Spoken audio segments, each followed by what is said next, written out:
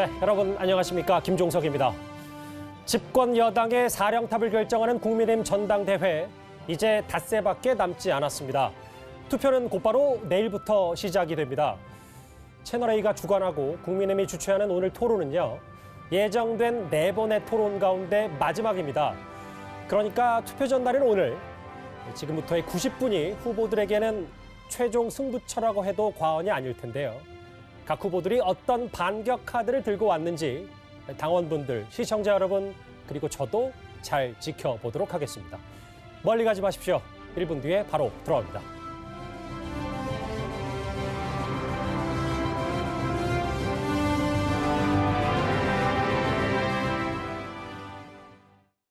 예, 후보들과 인사부터 먼저 하겠습니다. 네 분 반갑습니다. 어서 오십시오. 어서 오십시오. 예, 안녕하십니까. 예. 지금 이 보이시는 자리 배치를 포함해서요. 발언 순서는 국민의힘이 사전 추첨을 통해 결정을 했습니다.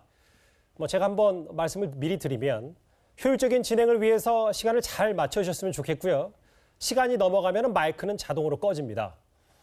그 두 부분 꼭 기억하셨으면 좋겠습니다. 그러면 이제 본격적으로 시작을 할 텐데요. 오늘 토론은 크게 후보자의 공통 질문과 개별 질문, 주도권 토론으로 진행을 합니다. 첫 순서는 기조 발언입니다. 그런데 저희 제작진이 미리 사진 한 장씩 준비해달라고 부탁을 드렸습니다. 내 인생 또는 정치 인생의 결정적인 순간이 언제였느냐, 각 후보분들께 저희가 이 질문을 미리 드렸었는데요. 내 인생의 사진 순서에 따라서 김기현 후보부터 기조 발언을 먼저 시작하겠습니다. 시간은 1분입니다. 이달은 2019년 9월 19일입니다. 광화문 국민항쟁이 벌어지고 있던 그런 상황이었는데요. 문재인 정권에서 이 조국 전 장관 임명하는 것 처리하고 문재인 정권의 내로남불 청산하라고 하는 국민적 항쟁이 일어날 때 제가 조국에 대한 구속과 문재인 정권 퇴진을 요구하면서 시국선언을 발표하고 삭발했던 장면 사진입니다. 그 당시에 우리가 이 자유우파 진영에서 광화문 항쟁을 하면서 정말 대한민국을 다시 살리자는 그 물길이 없었으면 오늘 윤석열 정부가 탄생하지 않았다고 저는 생각합니다. 그 바로 현장에 저는 마이크를 잡고 대한민국을 새로 살리자고 연설을 했던 사람이고요.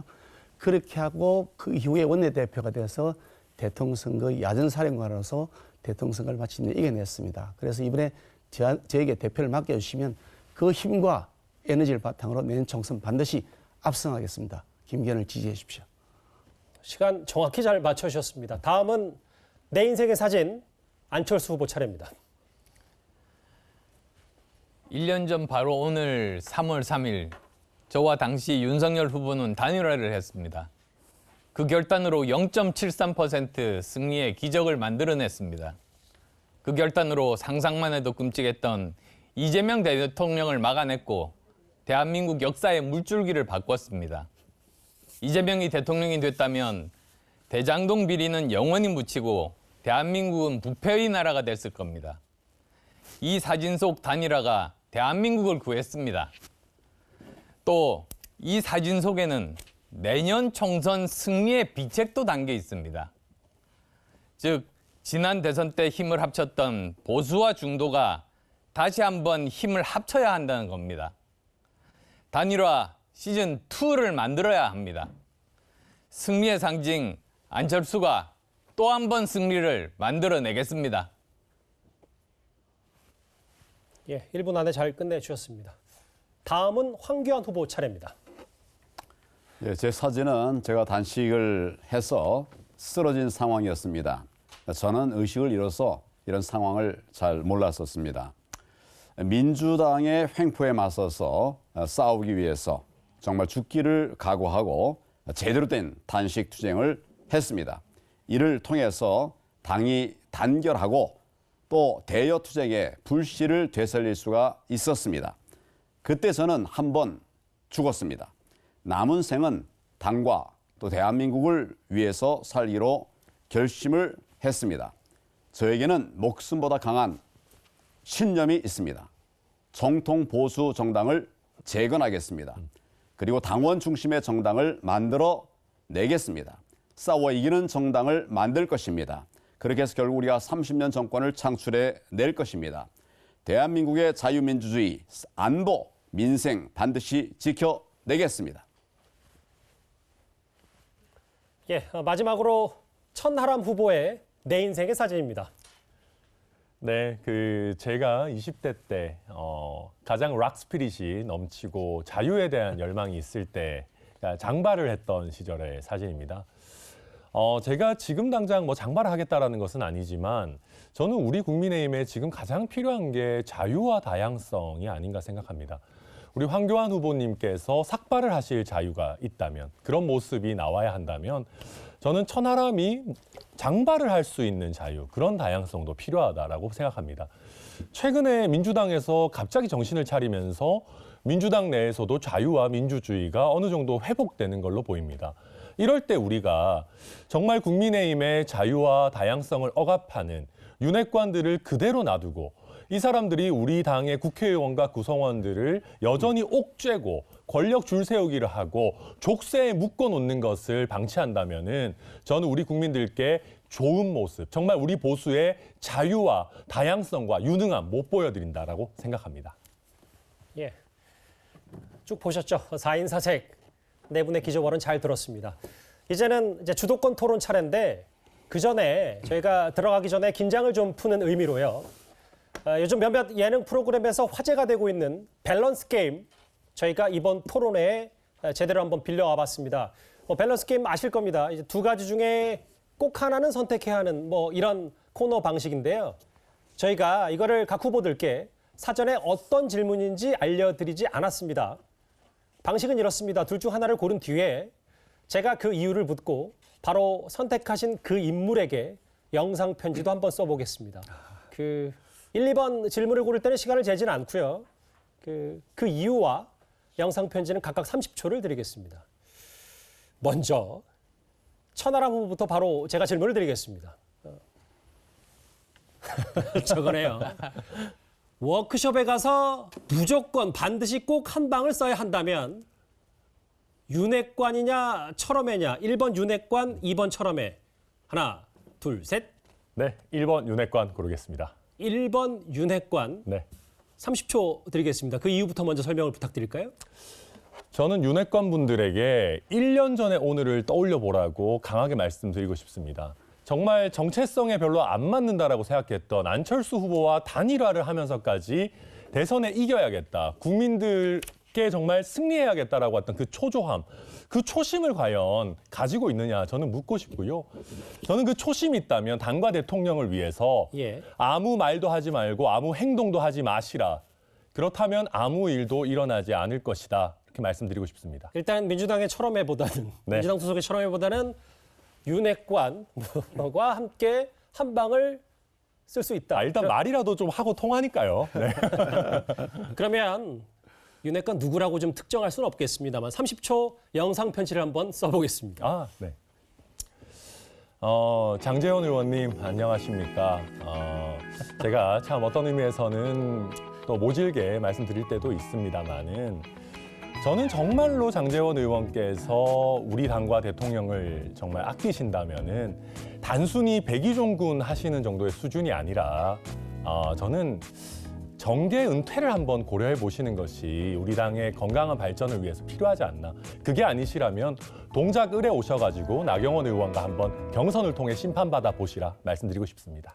한 방 쓰셔야 된다고 하시면서 하신 말씀 다 하신 것 같아요. 아유, 그게 또 저희 당의 자유 아니겠습니까? 알겠습니다. 네. 두 번째 밸런스 게임 차례는 바로 김기현 후보인데요. 질문 바로 만나볼까요? 예. 제가 먼저 읽어보겠습니다. 좀 미리 엄청나게 고민을 하시는 것 같은데. 적으로 만들면 더 피곤할 것 같은 사람은 한동훈 법무부 장관, 홍준표 대구시장. 고르신다면 1번, 2번 몇 번입니까? 1번 한동훈 장관을 고르겠습니다. 예. 한 장관이 더 피곤할 것 같다. 그 이유를 바로 여쭤보겠습니다. 한동훈 장관은 우선 저보다 훨씬 젊고 잘생겼고 또 스피치랄까요, 말하는 언어 고사리가 탁월한 사람인데 무엇보다도 민주당이 가장 싫어하고 두려워하는 존재 같습니다. 민주당이 가장 싫어한다는 건 그만큼 경쟁이 높다는 뜻이겠죠. 그러니까 한동훈 장관과 제가 이렇게 맞상대가 되면 굉장히 힘들 것 같다 그런 생각이 듭니다. 이걸 보시면은 홍준표 시장 또 다소 섭섭한 기분도 느낄 수 있을 것 같은데 뭐 바로 그럼 한동훈 장관에게 김기현 후보께서 영상 편지를 30초 좀 부탁드린다면요. 뭐 홍준표 시장하고는 개인적으로 친한 사이니까 그런 문제는 별로 없고요. 한동훈 장관이 그동안 그 민주당 정권, 문재인 정권에서 자신들이 필요에 따라서 원하는 방향으로 간다고 생각할 때는 아주 잘 나가다가 자신들이 원하는 대로 하지 않는다고 할 때는 핍박을 받았던, 그러나 법과 원칙을 지켰던 그 꼿꼿함을 저는 잘 기억하고 있습니다. 문재인 정권과 달리 윤석열 정부는 이 법과 원칙을 잘 지켜야 되니까 법무장관으로서 그 역할을 잘해주시길 바랍니다. 예. 워커숍 가서 윤핵관과도 한 방 쓸 수 있다는 천 후보님, 그리고 김기현 후보께서는 한동훈 장관을 적으로 만들면 좀 피곤하지 않겠냐라고 답변을 해주셨고 영상 편지까지 들어봤습니다. 다음 안철수 후보 차례인데요. 질문 한번 바로 보겠습니다. 예. 이 사람과 반드시 공천권을 나눠야 한다면 1번 장제원, 2번 이준석, 장제원 의원, 이준석 전 대표. 어느 분을 선택하시겠습니까? 아하. 장제원 의원과 공천권을 나눌 수 있다고 말씀하셨습니다. 그 이유를 바로 여쭤보겠습니다. 네, 장제원 의원하고는 사실은 안 지가 굉장히 오래됐습니다. 집안에서도 아는 사이입니다. 그래서 지금 현재로는 서로 이제 정말 윤핵관의 수장으로 이렇게 대척점에 와 있기는 합니다만 정말로 우리가 이기려면 객관적인 공천을 해야 되지 않습니까? 그렇게 되면 그 목적을 위해서라면 저는 우리 당을 위해서 헌신할 수 있는 그런 사람이라고 생각합니다. 그러면 장제원 의원에게 바로 영상 편지를 좀 부탁드리겠습니다. 장제원 의원님, 정말 부탁드립니다. 과연 우리 당이 내년에 무엇을 해야 되는가?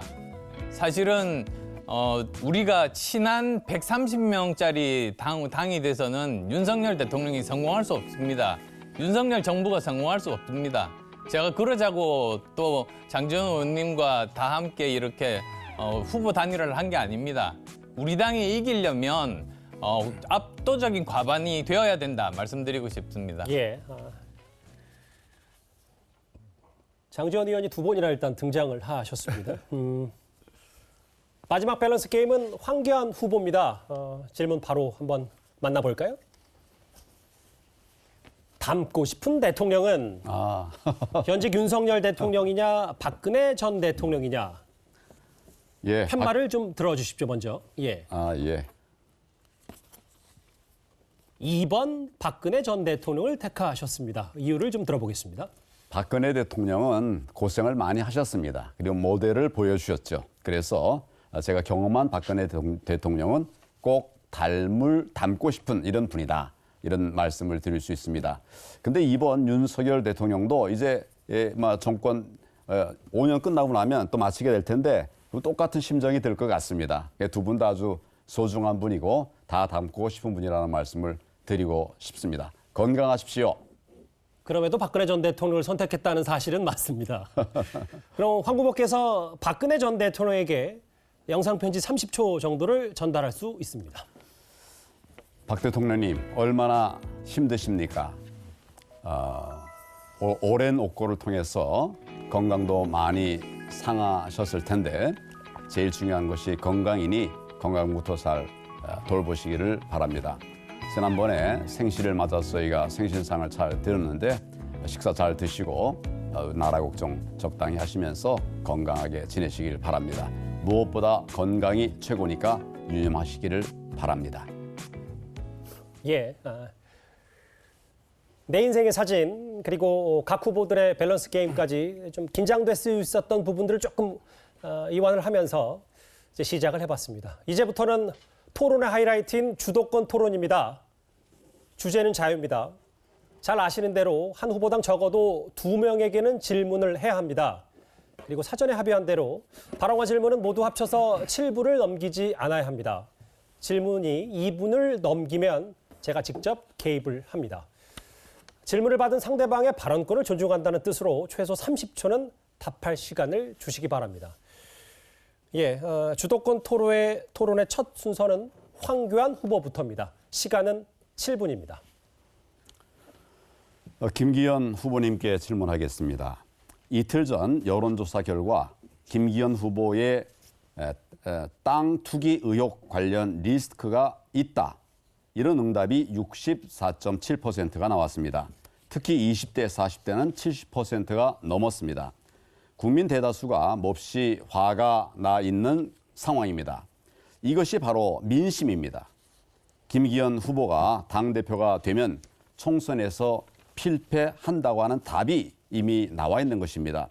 김기현 후보는 자신의 온갖 의혹에도 불구하고 윤석열 대통령이 자신을 민다는 이야기를 노골적으로 하고 다닙니다. 정말 큰일 날 일입니다. 김 후보 자신의 비리로 인해서 만약 총선에서 질 경우에도 패배의 모든 책임을 대통령에게 뒤집어 씌우겠다는 이런 얘기가 되는 것입니다. 총선 당일 날까지 김 후보의 비리에 대한 민주당의 맹렬한 공격이 끊이지 않을 것입니다. 지속될 것입니다. 핵폭탄이 될 수도 있습니다.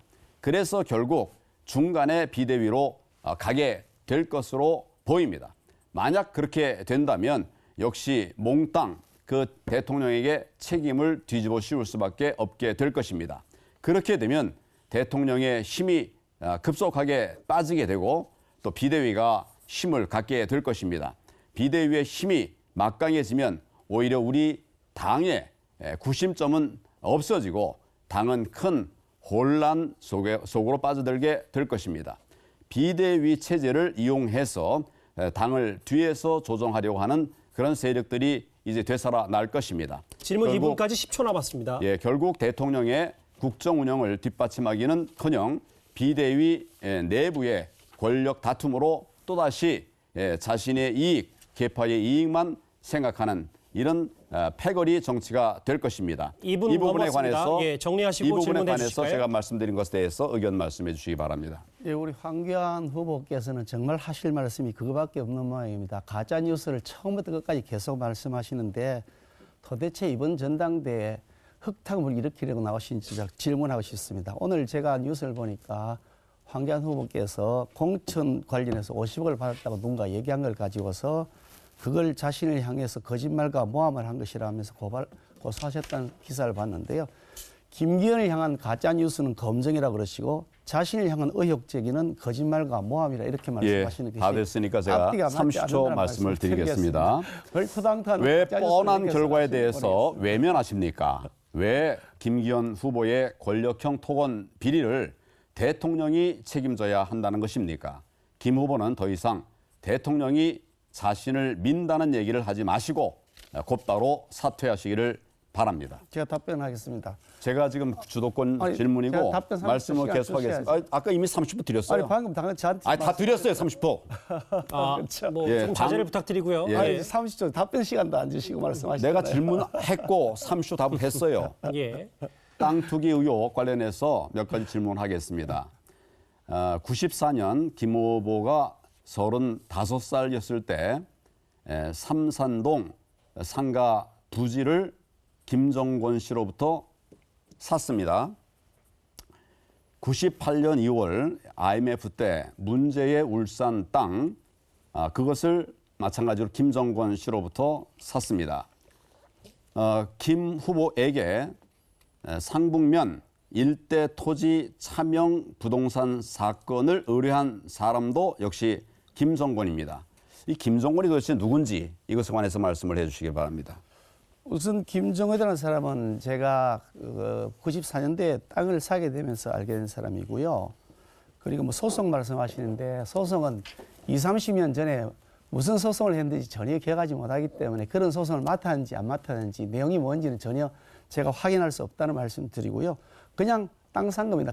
98년도에 임야를 매입할 때는 같은 교회를 다녔던 같은 교우였고요. 감사합니다. 같은 교회 집사였고요. 그래서 지금 제가 이분을 기억하지 못할 수가 없는 분입니다. 기억하지 그분 지금 기억하죠. 제가 지금 기억한다고- 질문하고 아니, 있습니다. 기억한다고 말씀드렸는데 가짜라고 말씀하세요. 제대로 기억하지 참. 못한다는 말 자체가 사실이 아니다. 이런 제가 말씀을 기억한다고 드립니다. 말씀드렸습니다. 제가 말씀드립니다. 아니 거짓말을 하세요. 김정근 씨는 예. 부동산 매매 또 경매를 업으로 하는 그런 부동산 대표입니다. 이 사건에 많은 연루가 되어 있는데 이 부분에 관해서 국민들께서 많은 관심을 가지고 계십니다. 제가 다음에 김정근 씨를 안다고 말씀드렸습니다. 모른다고 말씀드리지 않은데 왜 그렇게 거짓말을 다음에 하세요? 안철수 후보께 묻겠습니다. 안철수 후보는 왜 사드 배치에 대해서 찬반 입장을 왔다 갔다 하시는지 이 부분에 관해서 좀 묻겠습니다. 처음에는 사드 배치 앞장서서 반대했다가 상황 변화를 내세우면서 사드 배치 찬성으로 입장을 바꿨는데 사실 상황 변화라고 하는 것은 뭐 애초에 없었습니다. 왜 이렇게 입장을 바꿨는지 이 부분에 대해서 듣고 싶습니다. 그건 아주 옛날 일입니다. 우선 처음에는 사드 배치를 하게 되면 중국에서의 무역 보복이 두려웠습니다. 그 손해가 더 클 거라고 봤습니다. 그런데 그 직후에 박근혜 대통령과 그리고 또 미국과 정상회담을 통해서 사드 배치하기로 했습니다. 국가 간의 협약은 저는 지켜야 된다는 그런 철학을 가지고 있기 때문에 그때부터 저는 강력하게 사드 배치를 주장하고 당의 당론까지도 저는 바꿔서 사드 배치를 당론으로 말씀 바꿨습니다. 감사합니다. 당론에 따라서 움직이는 건 중요한데 그러나 본인의 생각이 어떤 건가 하는 이것을 제가 여쭤보고 있는 것입니다.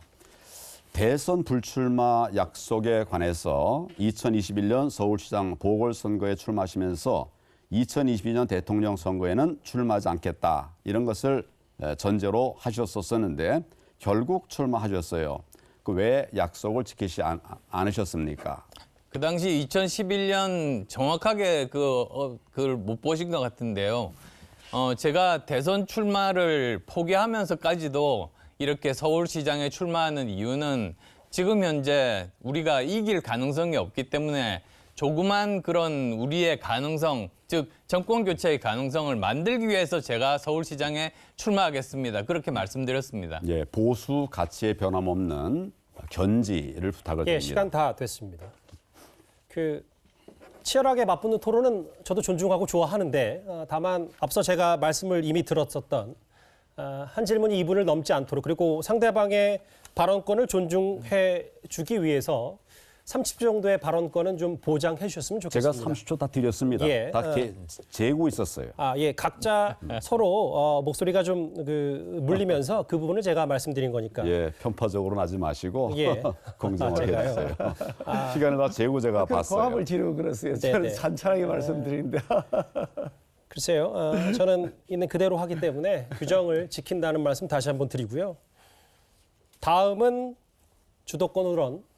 이번에는 토론의 주도권을 천하람 후보가 쥐고 시작을 합니다. 네. 사실 우리 안철수 후보님, 안 후보님이 수단 서가지고, 그러니까 사실은 착하셔가지고 그렇지, 대통령실이 안 후보님한테 좀 너무하는 거 아닙니까? 제가 봤을 때 좀 해도 너무한 것 같거든요. 오늘도 보니까 무슨 대통령실에 사람들이 있는 단톡방에서 뭐 김기현 후보는 옹호하고 안철수 후보는 뭐 비판하고 뭐 이런 것까지 지금 나오고 아무 말도 하지 마라 뭐 그런 얘기까지 나오고 있는 마당인데 이제 와가지고 대통령실 조금 비판하고 말 게 아니고 이 정도쯤 되면 안 후보님께서 뭐 단식 투쟁을 하면서 드러눕든지 뭐 그렇게 좀 결기를 보여주셔야 되는 거 아닙니까? 오늘 이미 저 선관위에다가 이야기를 했습니다. 사실 지금 하시는 말씀을 조금 더 보충해서 설명드리면 대통령실 익명의 관계자가 카톡방을 만들어서 거기서 정치 활동을 했습니다. 공무원의 정치 중립에 정말로 위배됩니다. 그러면 대통령께 폐가 되는 것이거든요. 그렇죠. 그래서 처음에 한두 번 정도는 당의 화합을 위해서 참으려고 했습니다만 계속 반복되는 것은 도를 넘어서 제가 선관위에다가 이야기했습니다. 제 주조건에 짧게. 그럼 이제는 대통령실에서 윤한연대, 윤핵관 이런 말 쓰지 마라라고 해도 개의치 않고 쓰실 결기가 있으십니까? 저는 이미 썼습니다. 오늘 사진도 보십시오. 네, 알겠습니다. 예, 오늘이 중요한 날 아니겠습니까? 네. 김기현 후보님 제가 좀 여쭙겠습니다. 오늘 이준석 대표가 우리들의 일그러진 영웅의 엄석대를 소환해가지고 이렇게 뭐 언급을 했죠. 거기서 나오는 엄석대가 누구를 의미한다라고 생각하십니까? 제가 보건대는 그 이재명 대표를 지칭해야 맞다고 생각합니다. 아니요, 맞는 게 아니고요. 아니, 저는 실제 아니 잠시만요. 제 생각을 후보님. 말씀드렸습니다. 아니, 제가 후속 질문 같이 드릴게요. 예, 충분히 답변할 시간 그러시죠. 드리겠습니다. 예, 예. 아니 이게 이재명 대표라고요, 갑자기? 그러니까 아니 갑자기 이재명 대표라고 말씀하시는 거는 억지로 뭐 하셔야 되는지는 모르겠는데 이거는 거의 무슨 윤석열 대통령께서 대장동 몸통이다라는 식의 거의 그 말도 안 되는 좀 해석이잖아요. 그러니까 이게 뭘 어떻게 감싸기 위해서 지금 이렇게까지 설명을 좀 드릴까요? 납득이 안 되는 얘기를 하신 겁니까? 그래서 저는 천하람 후보가 네. 모든 걸 자기 중심으로 판단을 한다는 거예요. 상대방이 뭐라고 얘기했는지 그 본심마저도 그야말로 편향적으로 생각한다는 거예요. 저는 그러면은 윤석열 대통령 김기현 오하기 위해서 후보- 한 것이 아니고 아니, 알겠습니다. 제 얘기 잠시만요. 제 말이 간단하게 예. 설명드릴게요. 네. 제 말의 뜻은 지금 우리에게 상대될 상대방이 누구냐? 이재명 대표라고 하는 그 천하의 부정부패 의혹의 몸통인 사람.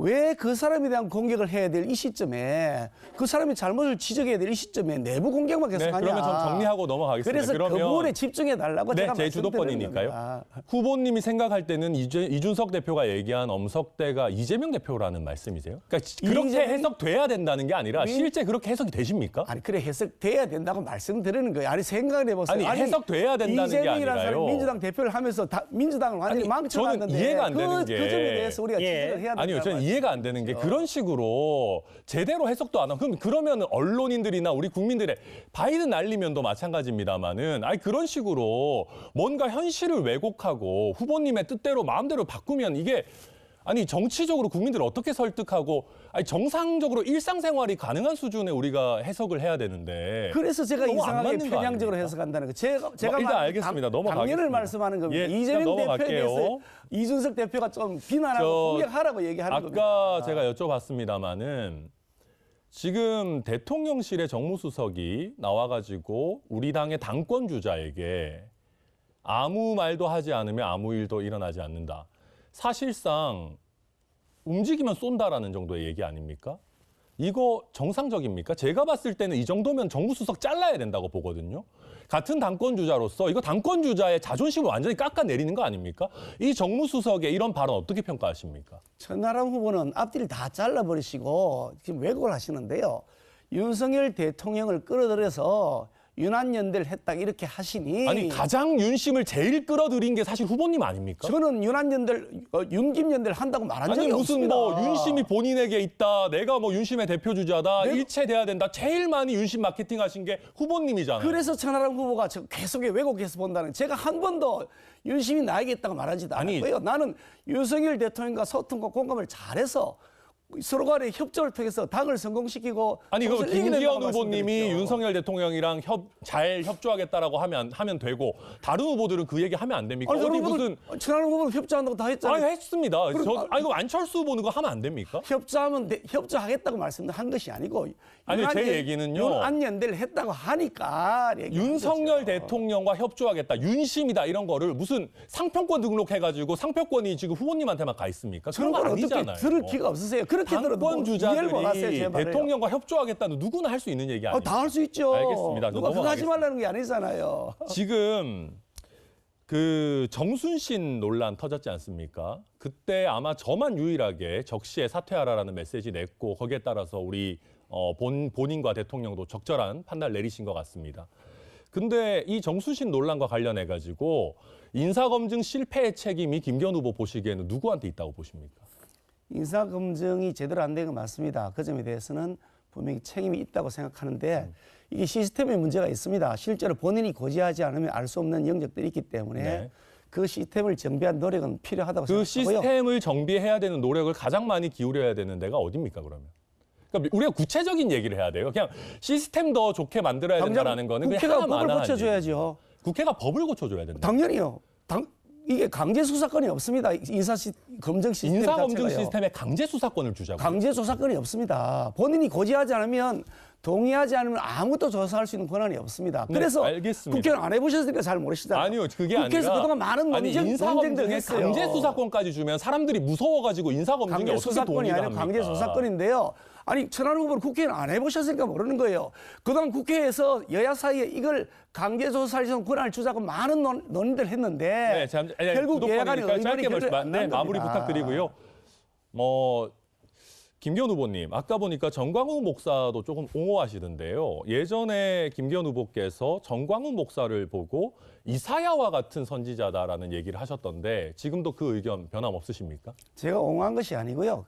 그런 말에 대해서는 발끈하시면서 왜 가짜 뉴스를 가지고 그 의견이 동일하신지만 말씀해 그리고 주세요. 옹호했다는 표현을 이사야로 틀렸다는 보시는 말씀드린 겁니까? 것이고, 그 무렵에 2019년입니다. 광화문의 항쟁이 뜨겁게 타오를 때인데요. 예. 그때 자유우파 시간 다 됐습니다. 예. 벌써 시간 다 됐어요? 제가 일부러 한 2, 3초를 좀 쉬었습니다. 예. 두 번의 주도권 토론이 있는데 역시 네 번의 토론 가운데 마지막 토론답게 상당히 맞붙는 그 힘들이 세신데요. 또 공교롭게도 바로 주도권 토론이 이번에 주도권 토론을 주인 건 바로 김기현 후보입니다. 바로 한번 이제 시작을 해보겠습니다. 안철수 후보께 좀 질문하는데 찬찬하게 질문하겠습니다. 그럼 찬찬하게 답변하시면 될 텐데요. 두 가지 질문인데 내용은 사실은 같은 취지입니다. 안철수 후보께서 여러 가지 계획안을 말씀하시는데 대부분 말로 그친다 이런 평가들이 있습니다. 실제로 과학기술 정책이 중요하다고 강조하셨는데 국회에서의 입법 실적을 보면 의구심이 생긴다는 겁니다. 19대, 20대, 21대 삼선 국회의원 하셨는데 대표 발의한 법안이 27건이고요. 그중에 과학기술 관련 법안은 하나도 없다고 하더라고요. 제가 다시 확인해 보는데 실제로 그렇답니다. 국회 의정활동이라는 것은 입법 그리고 정책 이것이 큰 두 개의 흐름인데 2012년부터 지금까지 10년 넘게 과학기술 관련 입법 실적이 전혀 없다. 그러면서 과학기술을 전폭적으로 지지한다. 이게 조금 앞뒤가 안 맞는 것 아니냐 하는 것 하나고요. 그동안 또 전문성을 가지고 있는 분야, 과학기술 관련 분야 이런 데 과방이나 산자위에서 활동하셨으면 좋으실 텐데 그렇게 하지 않고 복지 교문이 외통일에 가셨단 말이죠. 안랩 주식 백지 신탁하지 않기 위해서 한 것 아니냐 이런 논쟁들이 있습니다. 그래서 이제는 정말 과학기술 분야가 중요하다 하면 백지 신탁을 해서라도 과학기술 상임위 그게 활동하시고 또 관련 법안을 좀 내셨으면 좋겠다 하는 생각이 드는데 왜 그동안 그렇게 안 하셨는지 모르겠습니다. 이유는 예, 충분히 설명할 기회를 이제 주실 거라고 믿고 말씀드리겠습니다. 우선 저는 상임위 활동에 우선 집중했습니다. 저는 1대, 2대, 3대 지금 과학기술 상임위를 잊지 않았습니다.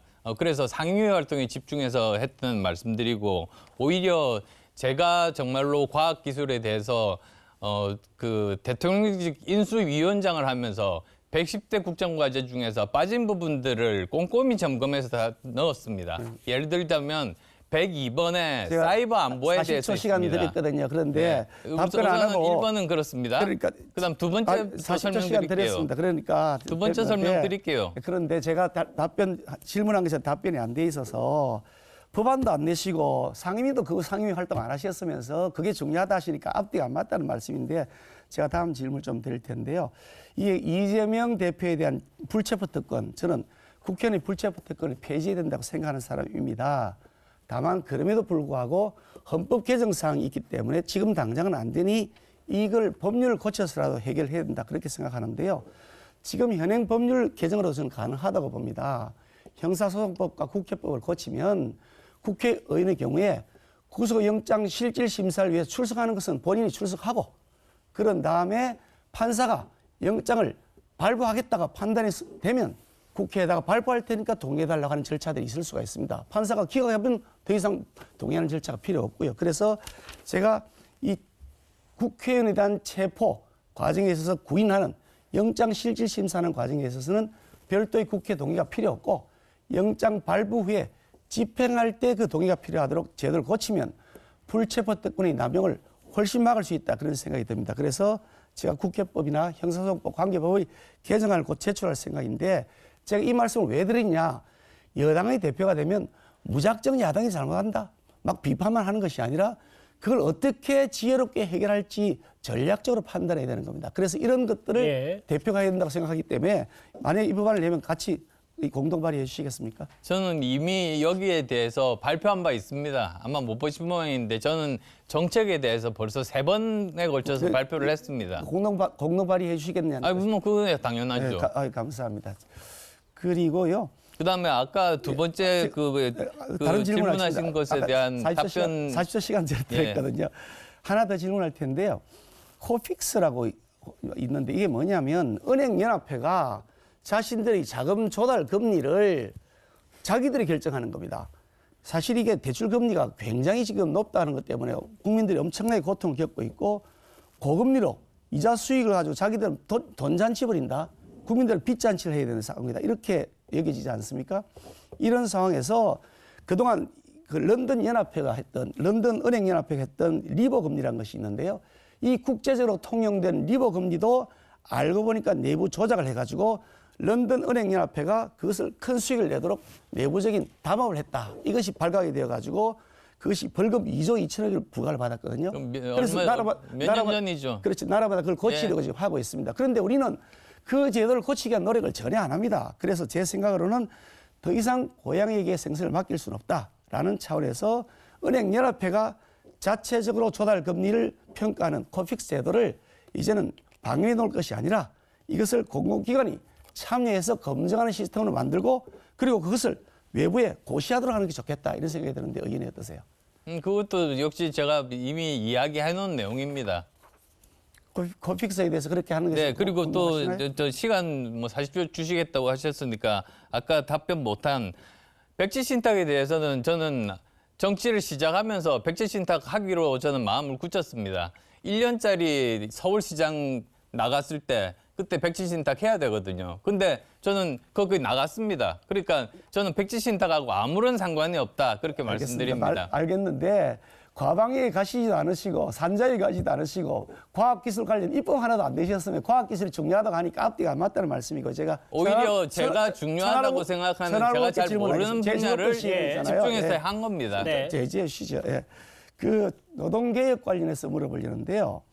저는 민노총과 같은 그런 두 사람만 노조는 해야 되잖아요. 강성 규정 노조는 더 이상 이런 원래의 취지를 다 배신해버렸기 때문에 이렇게 된다면 차라리 해체하는 것이 맞다는 생각이 들 만큼 저는 심각하게 사안을 보고 있습니다. 그래서 이 민노총과 같은 이런 강성 규정도에 대해서는 우리가 강한 입장을 가지고서 그 절대적 개선을 요구하고 만약 그에 응하지 않으면 우리가 강력한 조치를 통해서 사실은 해체까지 우리가 각오할 만큼 밀어붙여야 한다 이렇게 생각하는데 의견이 어떠세요?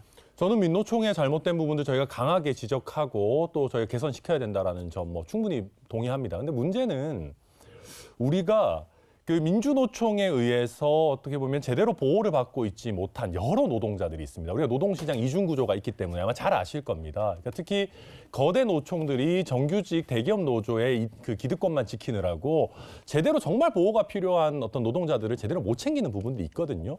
그래서 제가 우리 국민의힘이 민주당이나 민주노총이 아니라 제대로 노동자의 삶을 챙기는 제3노조 같은 예, 역할을 시간 다 됐습니다.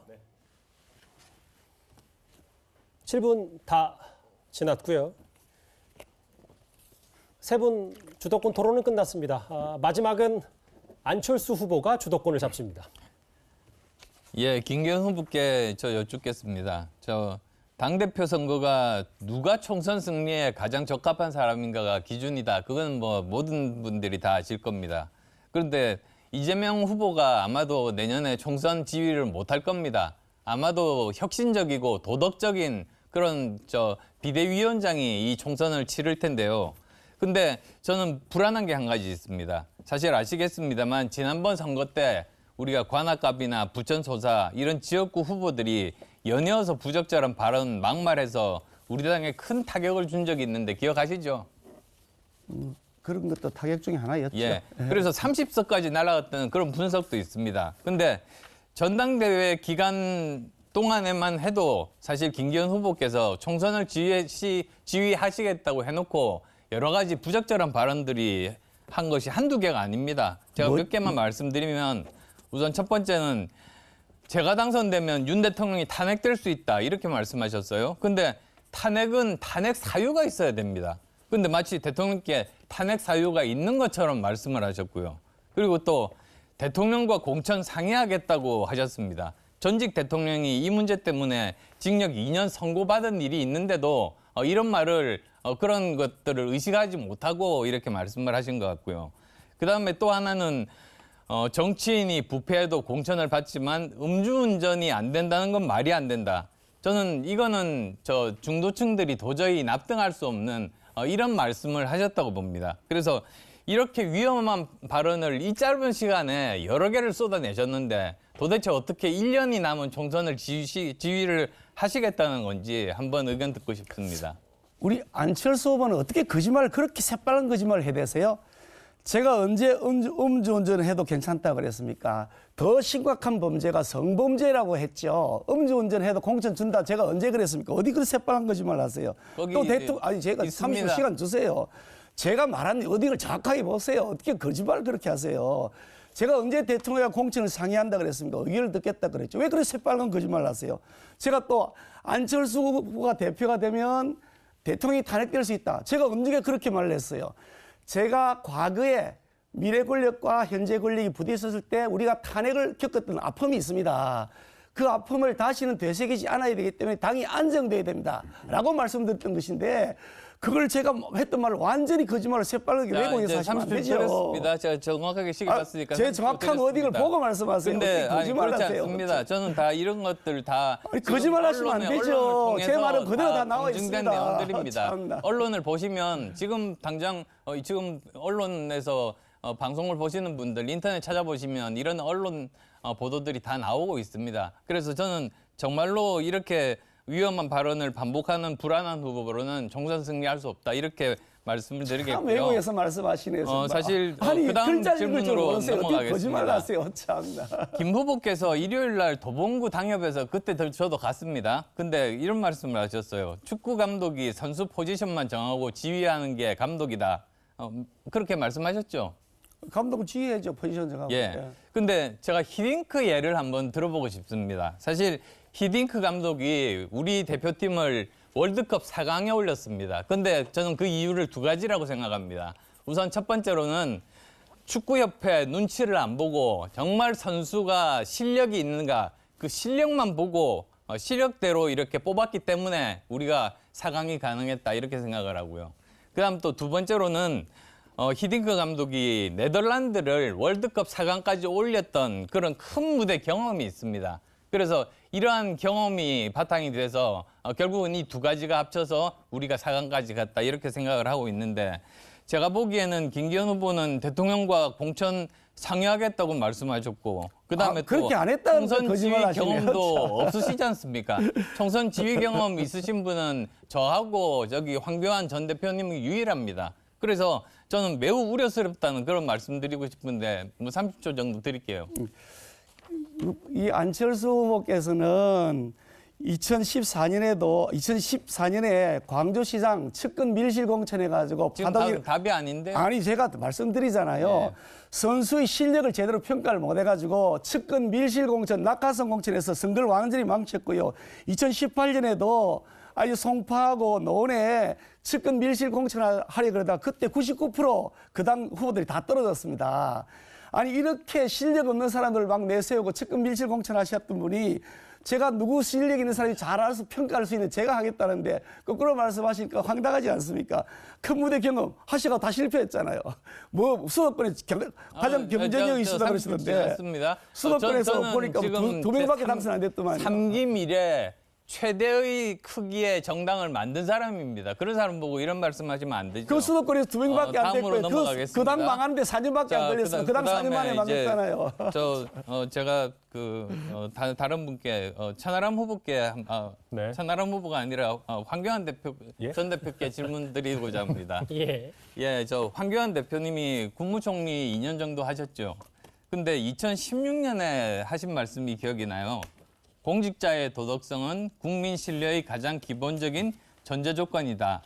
저는 그 말이 정말 솔직하게 정말로 인상이 깊었습니다. 근데 지금도 같은 생각하고 계십니까? 네, 물론입니다. 예, 공정함이 우리 신뢰의 기반이라고 생각합니다. 예, 저는 그 공직자, 특히 선출직 공직자의 가장 큰 문제가 부패라고 생각하는데 거기에 대해서도 동의하십니까? 전적으로 동의합니다. 특히 부동산 문제가 그렇겠죠. 그렇습니다. 동의합니다. 그래서 사실 황 후보님 생각하시는 부분 저랑도 같은 부분이 있으시고 아마도 이 법무부 장관을 하시면서 아마도 이런 부분들에 대해서 더 확실하게 체화되신 거 아닌가 이런 생각들을 하고 있는데요. 우리나라의 부패도가 뭐 세계적으로 말하면 제가 볼 때는 뭐 한 52 정도 다른 영역에 비해서 굉장히 많이 떨어집니다. 이를 바로 잡지 않으면 우리 정말 최고의 선진국으로 가기가 어렵다. 그렇게 저는 생각합니다. 예, 제가 신자시니까요. 제가 말씀드리면 하느님도 부패는 싫어하실 것이다. 저는 그렇게 생각하는데 어떠십니까? 물론입니다. 예, 잘 알겠습니다. 예. 예, 시간 잘 맞춰주셨습니다.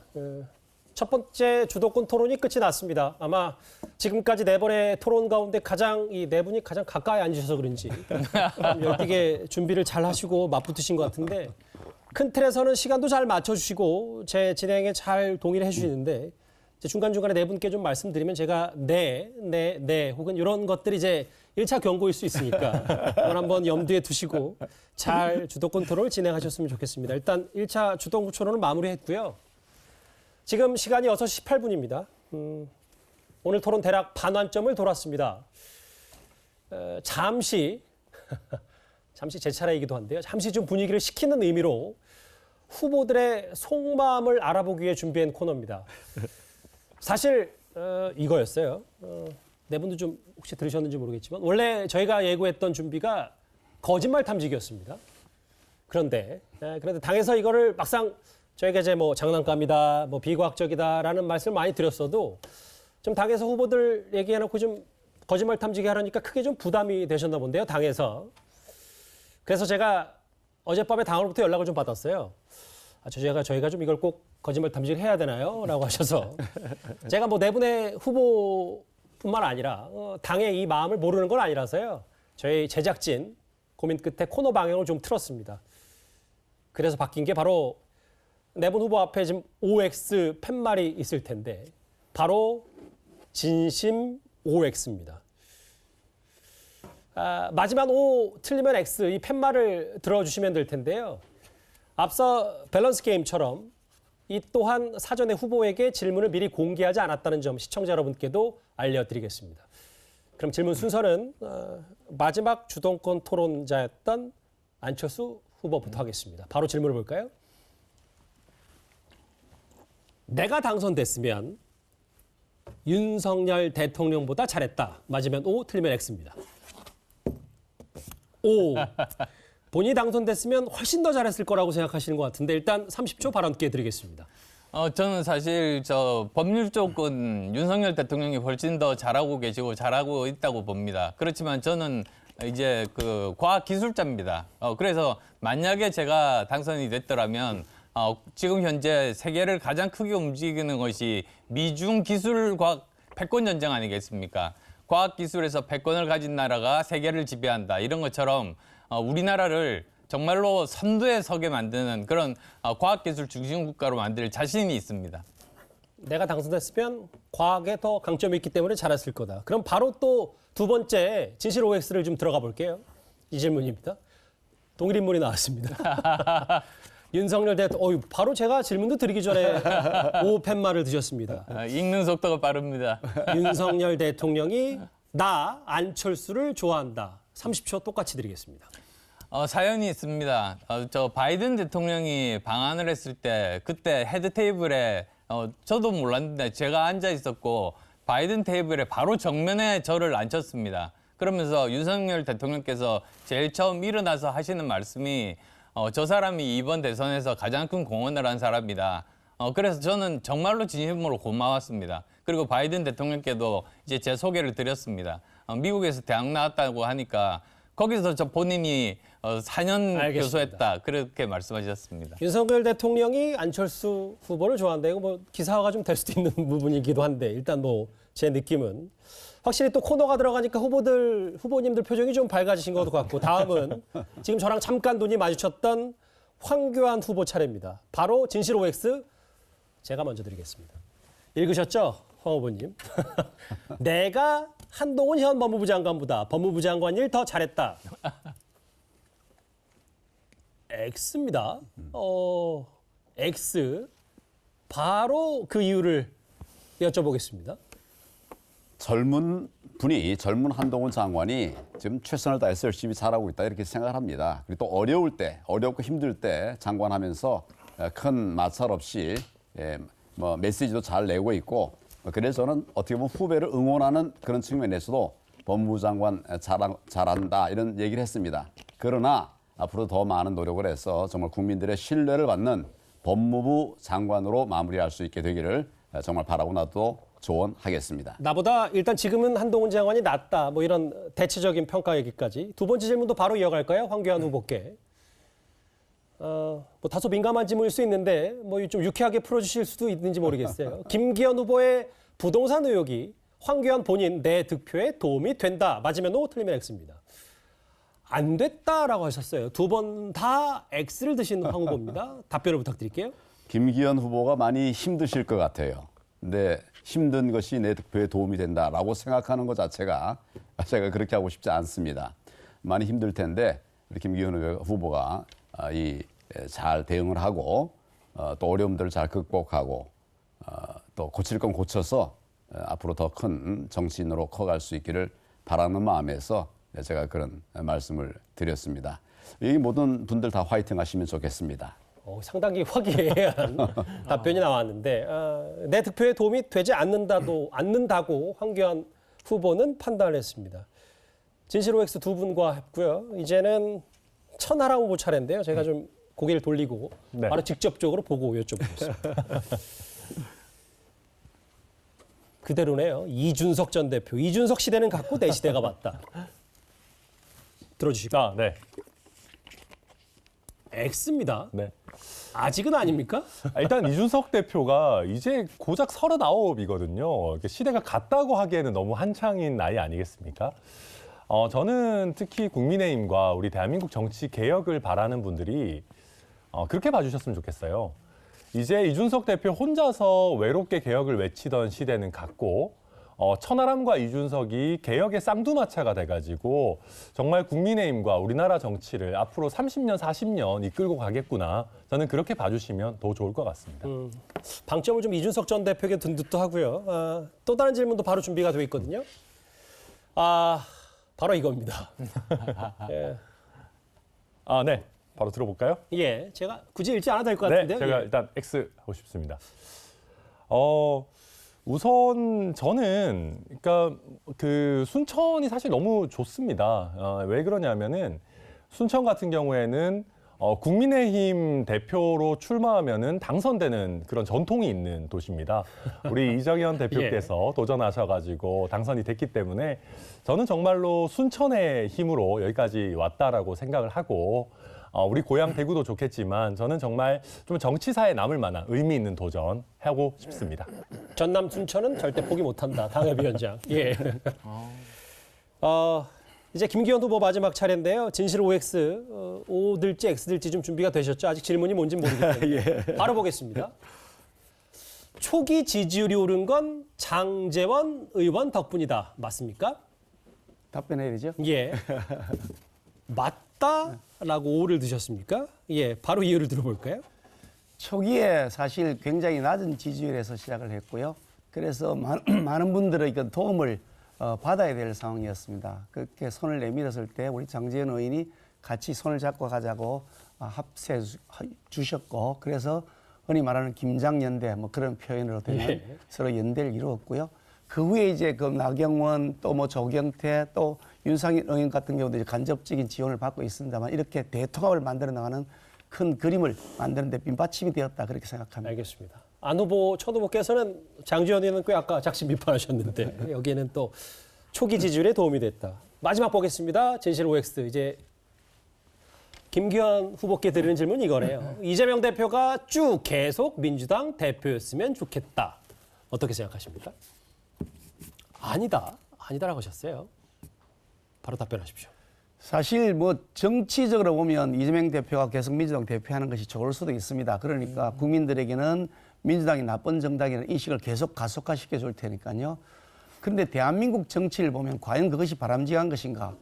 국민을 위해서나 나라를 위해서 저런 사람이 민주당 대표를 하고 있는 것이 과연 올바른 것인가에 대해서 저는 아니라고 생각합니다. 그래서 이런 부정부패 비리 의혹의 몸통인 사람이 제1야당의 대표가 되는 사태는 막아야 된다 하는 것이 제가 가지고 있는 소신입니다. 예.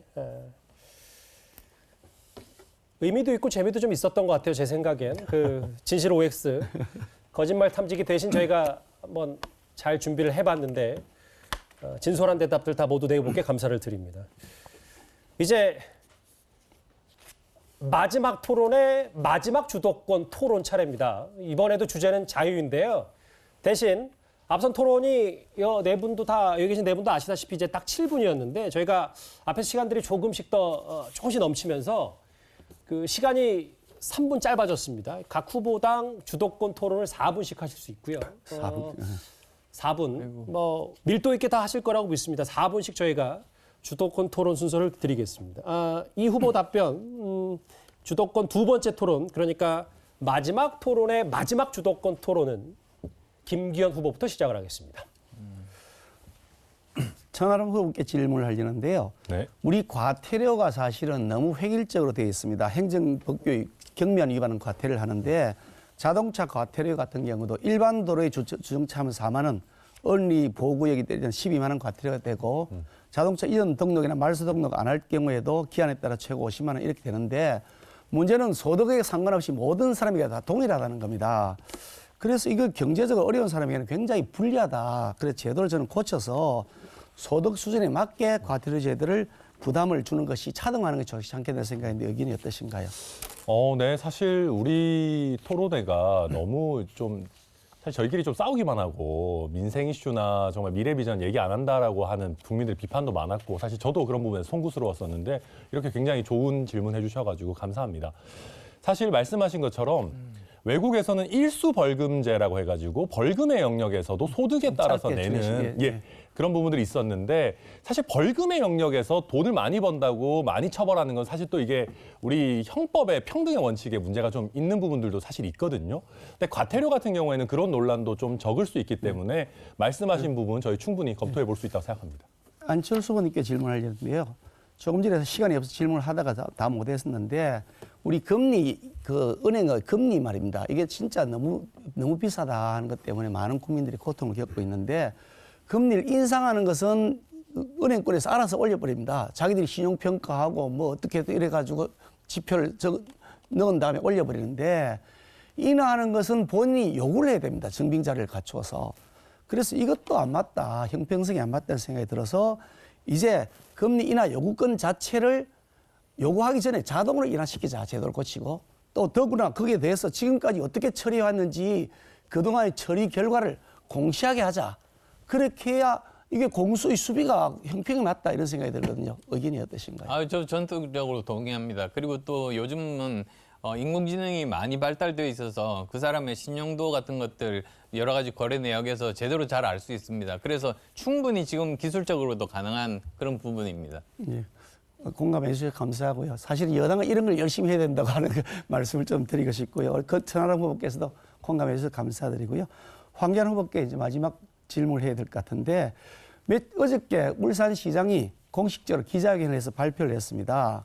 지금 제 땅 밑으로 지나가는 터널은 길은 100% 터널로 지나가게 돼 있다. 그래서 앞으로 구체적인 실시 설계가 조금 바뀔 수는 있겠지만 여전히 100% 터널로 지나가는 것은 전혀 변화가 없다. 그리고 현재 그 노선을 최종적으로 결정한 것도 송철호 민주당 시장이다. 라고 명확하게 얘기했고요. 터널로 밑으로 지하 40~50m가 내려간다고 합니다. 그래서 개발 이익이 없다고 명확하게 밝혔거든요. 또 거기다가 얼마 전에 저에게 막 공격하시면서 부동산 근처에 있는 게 평당 44만 원 그랬는데 알고 보니까 2016년 2월 달에 기획부동산이 그걸 29,900원에 샀습니다. 약 평당 3만 원에 사서 한 달 뒤에 쪼개게 해가지고 그걸 44만 원에 판 겁니다. 사기친 거죠. 그러니까 정상적인 금액을 따져보면 평당 3만 원이 정상적인 금액인데 그걸 44만 원이라고 덧붙여가지고 저에게 마치 나쁜 사람처럼 했으니 이제는 객관적 사실에 맞게 사과하는 것이 옳다 이런 생각이 드는데 사과할 의사가 있으신가요? 저는 그동안 팩트에 기반해서 질문을 던졌습니다. 지금 이제 그 시장이 뭘 근거로 해서 그렇게 얘기했는지 모르겠지만 이 전체 도로라고 하는 것이 굉장히 넓은데 그중에 제가 말씀드리는 거는 우리 김기현 후보의 도로는 터널을 만들 수 있는 곳이 아니에요. 가보고 뭐 드론도 띄워봤는데 그런 곳이 아니라는 말씀을 다시 한번 드립니다. 그럼 예. 울산시장이 거짓말했단 말인가요? 예, 시간은 끝났습니다. 예, 두 분 다 잘 마무리해 주셔서 고맙습니다. 이번에는 안철수 후보가 주도권을 쥐겠습니다. 바로 시작을 해보겠습니다. 예, 먼저 김기현 의원께 말씀드리면 지난번 토론회 때 장제원 의원이 중요한 연대의 대상이고 훌륭한 분이라고 말씀하셨어요. 근데 장제원 의원께서 작년 12월에 윤심이 당심이고 당심이 민심이다 이런 발언을 했는데 정말로 놀랐습니다. 반대로 민심이 당심이 되어야 되고 당심이 윤심이 되어야 된다면 맞는 말이겠지만 장제원 의원 발언 완전히 거꾸로 된 거 아닙니까? 어떻게 생각하십니까? 뜻을 조금 곡해하신 것 같아 보이고요. 우리 당이 대통령을 이제 윤석열 대통령을 만들었으면 우리가 마음을 다 합쳐서 당원들의 마음도 합치고 국민들의 마음도 같이 합칠 수 있도록 우리가 더 이상 내부적으로 분열하지 않았으면 좋겠다. 그런 취지라고 생각합니다. 그러면 윤심, 당심, 자체가 민심 중에서 어느 게 제일 중요합니까? 제일 중요한 게 민심이죠. 그거 말할 것이 뭐 더 있겠습니까? 네, 민심이 가장 중요하죠. 그리고 민심과 그다음. 당심이 다르면 민심을 따라야 되는 거죠. 그러면 장제원 의원이 틀렸다고 그렇게 왜 말을 안 하셨습니까?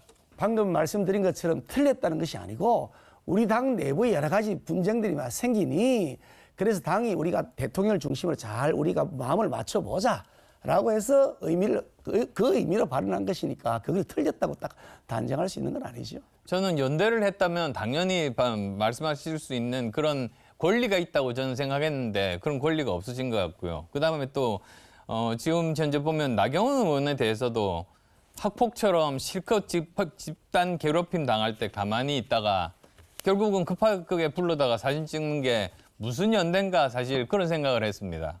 거기에 대해서는 어떤 생각하고 계십니까? 제가 몇 차례 언론 통해서 보면서도 좀 그렇게 말씀드리고 싶은데 말씀 기회를 주셨는데요. 안철수 후보께서 나경원 전 대표의 어떤 선택이나 행동에 대해서 그렇게 학폭 피해자처럼 말씀하시는 것은 나경원에 대한 2차 가해라고 생각합니다. 나경원이라고 정치인이 가지고 있는 나름의 여러 가지 판단이 있고 그에 따라서 자기 선택을 하는 것인데 그것을 가지고 학폭 피해자인 것처럼 하신다면 그것이야말로 나경원에 대한 2차 가해라고 생각합니다. 앞으로 그런 지금 말씀 안 하시면 50명의 초선 의원이 연판장을 돌린 예가 지금 있습니까? 그게 방금 말씀한 질문이 내용이 아니고요. 나경원 의원이 아니, 김기현을 그게 지원하고 사실이지 같이 않습니까? 다니면서 사진도 찍고 그에 대해서 덕담을 해주는 걸 가지고서 그에 대한 제가 가해를 했다고 얘기하시니 아니요, 저는 김기현 의원이 가해를 했다고 이야기한 게 아니고 그 전에 있었던 일에 대해서 이야기한 겁니다. 제가 그렇게 가담을 하지 않았잖아요. 거기에 대해서 아무 말도 하지 않았죠. 제가 직접 한 행동에 대해서는 제가 설명을 하잖아요. 거기에 대해서 저는 나경원 의원하고 말씀도 충분하게 하시지 공감을 않았죠. 나누어서 같이 공동 보조를 맞춘 것인데 그걸 나경원 의원을 마치 어린아이처럼 취급해가지고 학폭 피해자라고 그러시면 그거는 너무 지나친 가해 행위죠. 아마 보시는 지금 시청자분들 그리고 다음 분들도 아실 겁니다. 그렇게 하시면 안 됩니다. 마지막으로 하나 더 여쭙겠는데요. 저는 이 세 분께 시간 별로 없지만 여쭤보고 싶습니다. 제가 지난 24일 날 정치권 부패 척결 방안으로 3가지를 발표를 했습니다. 먼저 중대범죄로 재보궐선거 생기면 공천하지 않겠다는 걸 지금까지는 그냥 하다 말다 그랬는데 당헌에 명시하자. 두 번째는 만약에 공천하게 되면 재보궐선거 비용을 그 정당이 부담하도록 하자. 그다음 또 3번째로는 소속 국회의원이나 자치단체장이 부패 범죄로 유죄가 확정됐을 때 정당 국고 보조금의 일정 비율을 삭감 환수하자고 생각했는데 세 분 뭐 10초씩 들을 테니까 어떻게 생각하십니까? 일단 너무 좋은 얘기신데 저도 처음 듣는 얘기거든요. 그러니까 이런 좋은 얘기는 안철수 후보님께서 좀 더 적극적으로 해주셔야 되는 거 아닌가 그런 생각이 듭니다. 예, 김기현 의원. 미국 고쳐서에 답변하네요. 열심히 좋은 제도는 열심히 우리가 논의해서 도입해야죠. 예, 이건 좋은 아이디어를 사회자 냈다고 직권으로 한 생각합니다. 뭐 10초 정도 더 드릴까요, 황 후보께서? 괜찮습니까? 예, 뭐 두 번째, 세 번째는 뭐 좋고요. 중대 범죄에 대해서는 뭐 일률적으로 처리하는 이런 부분의 취지는 공감하는데 예. 이 법비가 되면 안 됩니다. 예, 그런 점을 참고하면 좋겠습니다. 알겠습니다. 일단 사회자 직권으로 그 10초를 더 드렸는데 네, 감사합니다. 예, 일단 특정해서 최소 2명을 정해 주셨으면 좋겠습니다. 다음은 황교안 후보의 주도권 토론입니다. 김기현 후보께 자꾸 물어서 미안합니다. 아이고, 그러나 질문해서 공부를 해야 되기 때문에 예. 그 당초에 이제 그 연결도로 문제를 좀 더 얘기를 하겠습니다. 연결도로만 휘어져서 만든 것이 아니라 김 후보의 땅 인근에 있는 송전탑도 휘어지게 설치가 되어 있습니다. 일직선으로 가야 할 그런 송전탑이 김 후보의 토지 바로 앞에서 급격히 꺾이면서 김 후보의 땅을 빙 돌아서 이렇게 설치가 되어 있습니다. 일직선으로 가야 설치 비용이나 또 전력 손실이 적은데 이게 하필이면 김 후보의 땅을 피해서 빙그렇게 둥그렇게 이렇게 만들어 가지고 나아갔어요. 국민의 입장에서 보면 이게 도저히 이해할 수가 없지 않느냐 이런 생각이 드는데 이게 어떻게 된 건지 설명할 수 있습니까? 저도 뭐 송전선 전문가도 아니고 전력 전문가도 아닌데 최근에 유튜버가 나와 있는데 보니까 상세하게 설명이 되었더라고요. 그 주변 일대를 쫙 위에서 이렇게 조망을 해서 보니까 송전선이 그 탑 그러니까 이 정상을 계속해서 점을 찍고 가요. 주변에서 다 이렇게 지그재그로 가 있어요. 그러면서 설명하는데 전문가의 설명 같아 들어보니까 송전탑을 산의 중턱에 세워놓으면 나무가지가 날아와서 송전선에 얹히기도 하고 그래서 사고도 생기고 이게 허물어져서 기반이 약해지기도 한대요. 그래서 일반적으로 송전탑이 보니까 주변에 다 그래요. 꼭대기에 세워져 있어요. 예, 잘 그렇게 들었습니다. 연결돼 간다고 하는데 예. 실제로 지그재그로 이렇게 가 있더라고요. 예. 그 문제는 우리 김 후보의 땅을 싹 둘러싸고 있다는 거예요. 송전탑이 탑선이 이 부분에 관해서는 한번 좀 더 검증이 필요할 것 같습니다. 그리고 이제 지난번에 그 송철호 시장이 도로 노선을 결정했다 이렇게 말씀을 하셨는데 제가 맞습니다. 알고 있는 거하고 전혀 달라요. 제가 말한 것이 명확한 사실입니다. 2007년 8월 2일 날 착수보고 시에는 김기현 후보의 땅은 그 노선 검토 대상이 아니었어요. 아예 다른 곳에 있다가 이게 2007년 11월 30일 날 그때 이제 비로소 이제 들어갔습니다. 그리고 12월 12일 날 최종 보고서가 확정이 됐어요. 그때는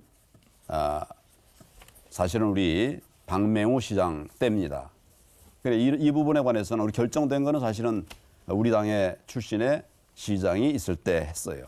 정확하게 제가 말씀드릴게요. 네, 제가 지금 말씀드린 부분은 그 시점에, 그러니까 시점을 바꿔가지고 저 뒤로 바꿔보면 또 바뀌겠죠. 근데 제가 말씀드린 시점은 2007년입니다. 2007년 12월 12일 날 최종 보고서가 확정이 됐고 그때는 박명호 시장이었다.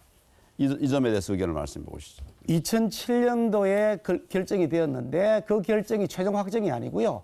그 후에 다시 바뀝니다. 2019년에 2021년에 두 번에 걸쳐서 민주당 송철호 시장이 다시 조사를 했고요. 조사 결과 김기현이 땅 밑으로 지나간다고 최종 확정을 지었고 그 계획에 따라서 지금 이제 현재 실시 계획이 진행이 되고 있는 겁니다.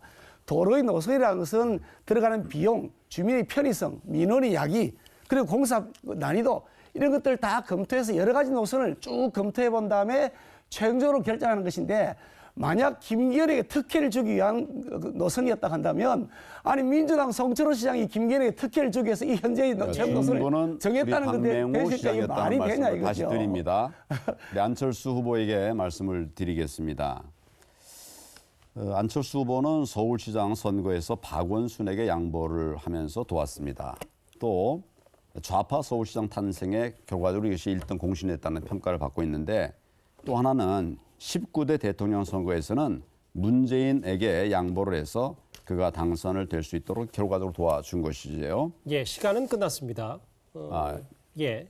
이 부분에 관해서 의견을 한번 말씀을 해보시죠. 그거는 룰이 안 맞는 것 같습니다. 잠시만요. 룰이 안 맞는 것 같습니다. 시간은 끝이 났기 때문에 앞서는 이제 질문을 특정해서 드린 게 아니라 두세 분을 드렸기 때문에 그랬고 뭐 이 정도로 그 황 후보의 질문으로 좀 가름을 좀 해보도록 하겠습니다. 일단 시간은 더 정확히 지켜야 되니까요. 말미가 될수록. 마지막 주도권 토론 진짜 마지막입니다. 천하람 후보 차례입니다. 네, 안철수 후보님, 저는 오늘 한 가지 당부 말씀 겸 부탁을 좀 드리고 싶습니다. 요새 언론에서는 뭐 천안연대에 대해서 얘기들이 많이들 하십니다. 근데 저는 제가 이겨서 결선에 뭐 가든 그렇게 하더라도 저는 김기현 후보와 나경원 전 의원이 처음에 나왔던 그 정말 내키지 않는 사진 같은 모습은 연출 안 했으면 좋겠습니다. 그래서 제가 올라가든 아니면 안철수 후보님이 올라가시든 정말 후보들이 납득이 돼서 정말 내가 이 사람 지원해주고 돕고 싶다라고 하면은 제대로 활짝 웃으면서 연대를 해야지. 정말 뭐 안 도와주면 큰일 날 것 같아가지고 무서워가지고 억지로 연대하는 거 저는 안 했으면 좋겠고요. 그래서 안 후보님 그런 억지 연대 안 하실 거죠? 좀 어떻게 무서워하게 한 적 있습니까? 저도 안 무서우시죠? 네, 안 무서우시죠? 예, 저희는 뭐 웃으면서 필요하면 네. 연대하면 될 것 같고 저는 중요한 건 그런 겁니다. 지지자들을 납득시킬 수 있을 만한 그래서 저는 안 후보님께서 최근에 개혁적인 목소리 내시는 거에 대해서 굉장히 높게 평가합니다. 제가 한 가지 지금 우리 또 부산 출신이신 안 후보님께 하나 여쭙고 싶은데요. 저도 사실은 부산의 영도에서 꽤 오래 살았습니다. 영도중학교를 다니기도 했고 그랬는데 이번에 청년 최고위원 후보로 출마한 사람 중에 한 명이 이런 얘기를 했습니다. 제가 한번 읽어드리겠습니다. 부산에 대해서 이렇게 얘기했어요. 교양 없고 거친 사람들, 감정 기복 심한 운전자들, 미친놈이 설계한 시내도로, 말로만 잘해준다는 회센터 이모들. 부산 사람으로서 지금 이 얘기가 공감이 되십니까? 굉장히 자존심 상하는 그런 이야기입니다. 좀 모욕적인 이야기입니다. 저는 그거 받아들일 수 없습니다. 오히려 만약에 일부 그런 일이 있을 수도 있습니다만 그런 것들은 모두 다 시스템으로 해결을 해야 된다고 저는 그렇게 생각합니다. 네, 저는 방금 말씀드린 거는 장례찬 후보의 발언이었고 과거의 SNS 포스팅이었고요. 지금 이기인 후보, 저희 청년 최고위원 후보인데 같은 지역구에서 활동하고 계시죠. 이기인 후보에 대한 안철수 후보님의 평가는 좀 어떠십니까? 같이 경험해 보셨으니까. 이기인 후보 굉장히 똑똑한 사람입니다. 그리고 또 무엇보다도 저 대장동에 대해서 굉장히 깊이 팔고 전문성이 굉장히 많은 사람입니다. 그래서 저는 훌륭한 정치인이 될 자질이 굉장히 높다 이렇게 평가합니다. 네, 저도 이기인 후보 같은 경우는 성남시의원 2번 하면서 이재명 저격수도 했고 또 경기도의원으로까지 성장한 우리 당의 아주 모범적인 그런 성장 루트를 밟은 유능한 정치인이라고 보고요. 마지막 질문 제가 김기현 후보님께 드리겠습니다. 원내대표로서 대선을 지휘했다 이런 표현을 쓰시는데 저는 살다 원내대표가 무슨 대선을 어떻게 지휘하는지 솔직히 잘 모르겠습니다. 그리고 그때 울산 회동을 하면서 조정과 화해를 했다 이런 얘기를 하시는데 이준석 대표 얘기를 들어보면은 그때 당시에 울산으로 갈지 광주로 갈지 정해지지 않은 그런 상황에서 오히려 김기현 후보가 좀 역할을 할 만한 공간을 열어드리기 위해서 울산으로 갔다 이런 얘기들도 하거든요. 그러면 만약에 이준석 대표가 김기현 후보를 배려해가지고 울산으로 안 가고 뭐 광주로 갔거나 다른 지역으로 갔다면 어떨 뻔하셨습니까? 실제로 이 울산 회동에서 김기현 후보가 뭔가 실질적인 역할을 하신 겁니까? 우선 배려라고 하는 용어를 쓰는 게 매우 모욕적으로 들리고요. 그것은 같은 당을 구성하고 있는 당대표와 원내대표가 배려했다는 표현을 하는 것이 그게 적절하냐. 문제가 생겨서 배려할 수도 있죠. 해당 지역에 이제 울산에 원내대표가 가서 어떤 일을 면을 세워드릴 수도 하는지 있죠. 국회를 안 해보셨으니 모르잖아요. 거기에서 이재명 특위를 제가 구성해 지휘를 해가지고 그 각종 비리들을 제가 밝혀냈고요. 예산 가지고 치열한 논쟁을 벌였고요. 그게 바로 대통령 선거를 치르는 국민들의 민심을 얻는 과정인 겁니다. 저도 예, 편한 시간 지역 다 같으면 썼습니다. 국회의원 할 수 있습니다. 예, 시간 다 썼습니다. 예. 이렇게 해서 두 번째 토론까지 모두 마쳤습니다. 제가 뭐 하나 정보를 알려드리면 아시는 것처럼 이번 국민의힘 전당대회 특징이 크게 두 가지죠. 100% 당원 투표를 결정되는 게 그 첫 번째, 그리고 그 두 번째가 1차 투표에서 과반을 넘는 후보가 나오지 않을 경우 결선 투표까지 진행한다는 겁니다. 제가 이 설명을 미리 시청자분들과 네 분께 드린 이유가 이번 코너 때문입니다. 그래서 선거 기간 내내 뭐 결선 투표 여부에 따라서 후보들 간의 연대 가능성에도 여러 언론이 큰 관심이 많았었습니다. 그래서 준비한 코너입니다. 내가 되면 좋겠고 그게 당연하지만 만약에 내가 당대표가 되지 않는다면 그래도 이 후보가 당대표만 됐으면 좋겠다. 제목이야말로 나 아니면 이 사람, 이 코너입니다. 바로 질문을 드려야 될 것 같아요. 순서는 질문이 있습니다. 예.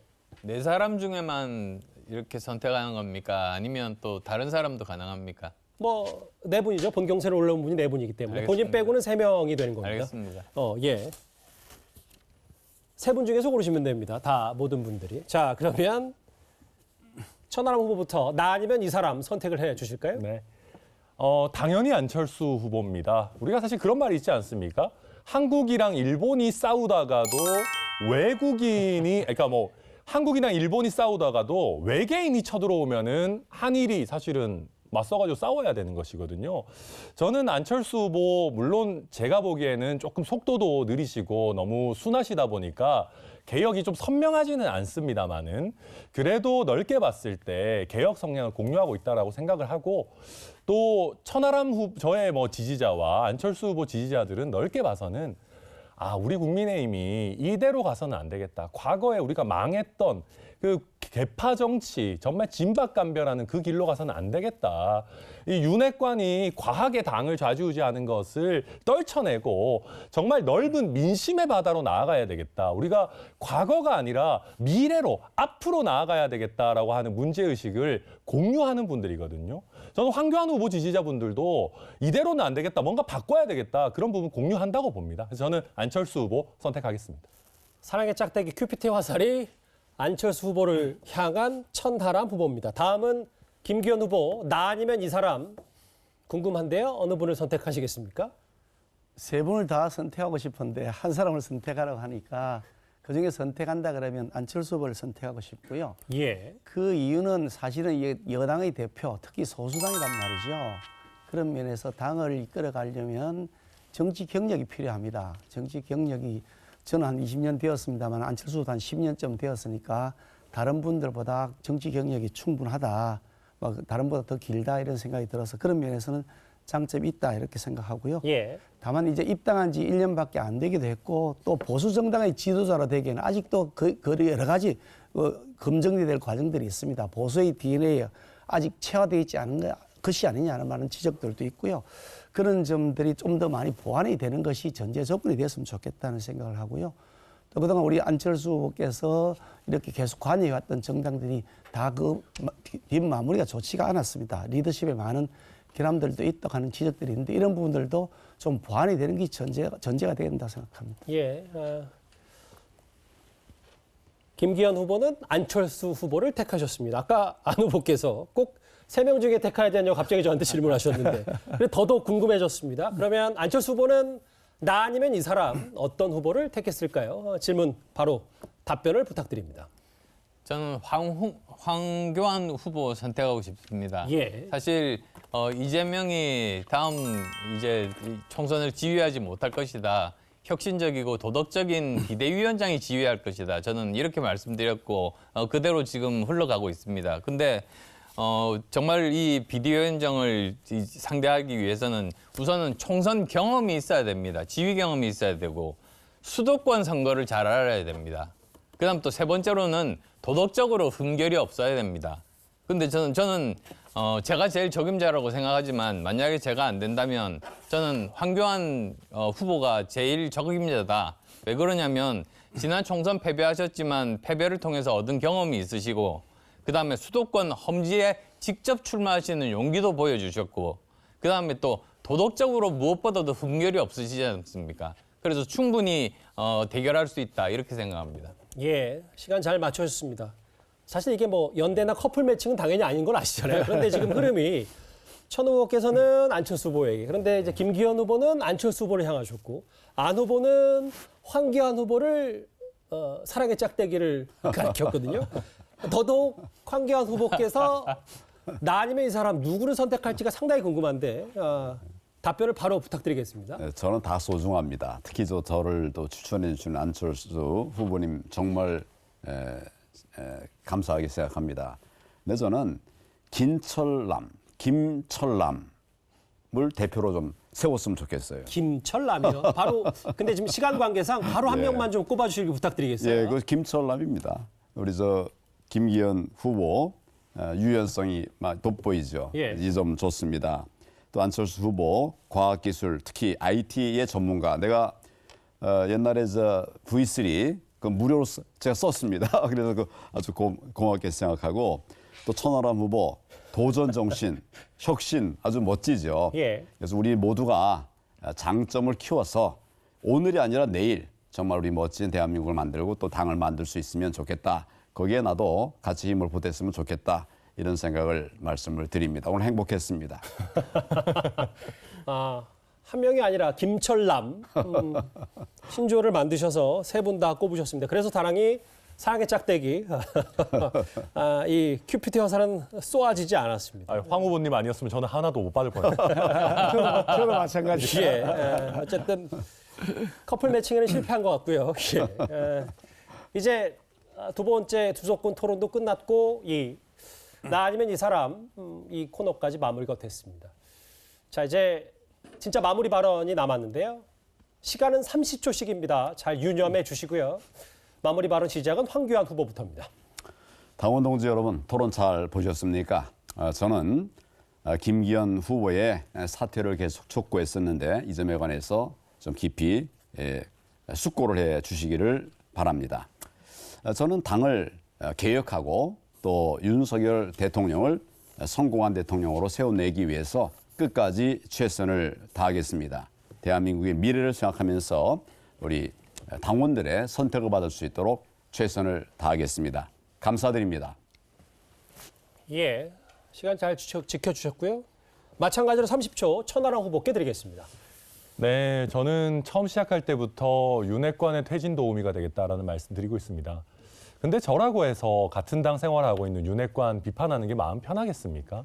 그렇지만은 지금 윤핵관의 행태가 도를 넘었고 이것이 정말 대통령을 망치고 우리 당을 망치고 있고 나아가서는 총선 패배의 지름길로 가고 있기 때문에 어떻게든 당을 과거에 빠졌던 수렁에 빠지지 않고 뭔가 좀 이기는 길로 나아지는 길로 가고자 하는 그런 절박감에서 말씀드린다. 꼭 그 말씀 드리고 싶습니다. 예, 세 번째 마무리 발언은 김기현 후보입니다. 저 김기현은 주저없이 소통하고 공감하고 그래서 연대 포용 탕평을 통해서 당을 원팀으로 만들겠습니다. 그래서 한 목소리로 한 팀이 되어서 내년 총선을 반드시 압승으로 이끌겠습니다. 여러분 당원 동지 여러분들께서 확고한 리더십을 세워주시면 좋겠습니다. 김기현이가 정말 확고한 리더십을 가지고 원팀을 할 수 있도록 압도적 지지를 보내주시길 부탁드립니다. 일 잘하는 후보 역시 김기현입니다. 감사합니다. 시간 잘 지켜주셨고요. 마무리 발언은 역시 또 그 본인들 주장 어필하는데 많이 좀 시간들을 할애하신 것 같아요. 마지막 마무리 발언 안철수 후보 차례입니다. 국민의힘 당대표는 3월 8일이 아니라 3월 9일 안철수와 김기현의 결선 토론을 보신 후에 결정하셔야 됩니다. 그때까지 알려질 부동산 의혹 모두 검증해야 됩니다. 그래야지만 대장동 비리 주범 이재명을 대표로 뽑은 민주당과 같은 불을 범하지 않을 수 있습니다. 부동산 비리 의혹이 있는 후보가 대표가 돼서는 절대로 안 됩니다. 저 안철수가 총선 승리로 정권 교체 완수하겠습니다. 30초 내 후보의 마무리 발언을 끝으로 이제 예정돼 있던 네 번의 국민의힘 당대표 토론이 모두 마무리가 됐습니다. 저 채널A 토론으로 이제 마무리 정리가 된 건데요. 이 마지막 승부처인 오늘 토론을 여러분께서는 어떻게 보셨는지 무척 궁금합니다. 국민의힘이 저희에게 전해온 앞으로의 당 일정 제가 대신 한번 알려드리겠습니다. 제가 앞서 서두에 말씀드린 대로 지금 보시는 것처럼 이른바 K보팅 투표, 국민의힘 전당대회 투표는 내일부터 나흘 동안 진행이 되는데요. 모바일 투표는 내일부터 모레, 그러니까 이틀간입니다. 그리고 저희 보시는 것처럼 밑부분에 ARS 투표예요. 이번 주말 토요일, 일요일에 투표를 못하신 분들은 다음 주 월요일과 화요일에 ARS 전화 투표가 가능하다고 하니까요. 국민의힘 당대표 투표권을 갖고 계신 분들은 반드시 지금 나가는 저 일정, 전당대 일정을 참고하셨으면 좋겠습니다. 네 분 다 수고 진짜 많으셨습니다. 제 진행에 따라주셔서 감사드리고요. 이것으로 국민의힘 당대표 후보 토론 모두 마치겠습니다. 여러분 모두 감사드리고요. 저는 다음 주 월요일 뉴스탑10에서 찾아뵙겠습니다. 여러분 고맙습니다.